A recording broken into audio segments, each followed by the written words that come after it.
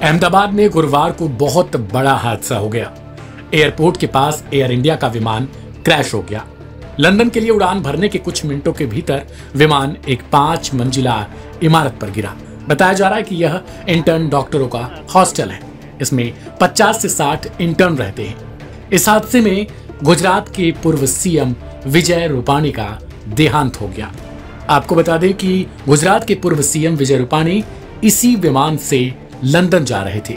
उनकी seat 2D बताई जा रही है। दोपहर करीब 1:39 पर इस विमान ने अहमदाबाद एयरपोर्ट से उड़ान भरी थी। उड़ान भरते ही विमान में पायलट को गड़बड़ी का एहसास हुआ।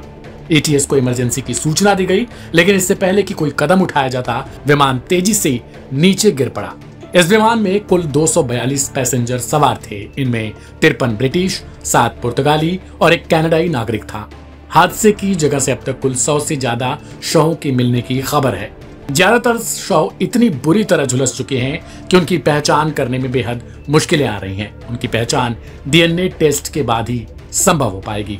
एयर इंडिया की फ्लाइट नंबर AI-171 दोपहर करीब 1:38 पर उड़ान भरती है और दोपहर करीब 1:40 पर यह क्रैश हो जाती है।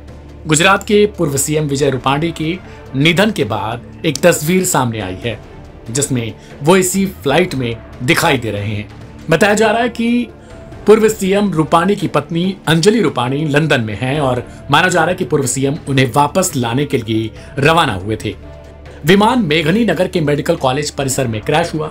गनीमत रही कि विमान हॉस्टल के ऊपर नहीं फटा। इसका एक हिस्सा हॉस्टल परिसर में फंसा, जबकि दूसरा हिस्सा पास में ही गिरा, जिसमें विस्फोट हो गया। धमाके के बाद इमारत में भी आग लग गई। बोइंग 787 ड्रीम लाइनर विमान उड़ान भरने के तुरंत बाद एकदम तेजी से नीचे आते देखा गया और यह वल्लभ भाई पटेल अंतरराष्ट्रीय हवाई अड्डे के नजदीक मेघानी नगर इलाके में दुर्घटनाग्रस्त हो गया। एयर इंडिया के अनुसार अहमदाबाद से लंदन के गैटविक जा रही उड़ान में 169 भारतीय, 53 ब्रिटिश, एक कनाडाई और 7 पुर्तगाली नागरिक सवार थे। विमान एक हॉस्टल विंग से टकराया। विमान का एक हिस्सा हॉस्टल की कैंटीन में जा घुसा। अंदर की तस्वीरों में दिख रहे खाने के प्लेट से यह लगता है कि वहां कुछ लोग उस वक्त खाना भी खा रहे थे। विमान का एक हिस्सा अभी तक इमारत पर लटका हुआ दिख रहा है, जबकि विमान के गिरते ही बहुत तेजी से धमाका हुआ। धमाके की वजह से बहुत बड़ा आग का गोला और आसमान तक उड़ता हुआ काले धुएं का गुबार दिखा। विमान में क्रू मेंबर समेत कुल 243 लोग सवार थे। स्थानीय मीडिया के मुताबिक 100 से ज्यादा शवों को निकाला जा चुका है। दर्जनों झुलसे हुए लोगों को अस्पताल पहुंचाया गया। हादसे के तुरंत बाद police, fire brigade, NDRF, SDRF, BSF, air force की टीमों को राहत और बचाव कार्य में लगा दिया गया है। अब तक के मुताबिक यह इतिहास में सबसे भयावह हादसों में अब दर्ज हो चुका है, जिसे लेकर दुनिया भर से श्रद्धांजलि दी जा रही है।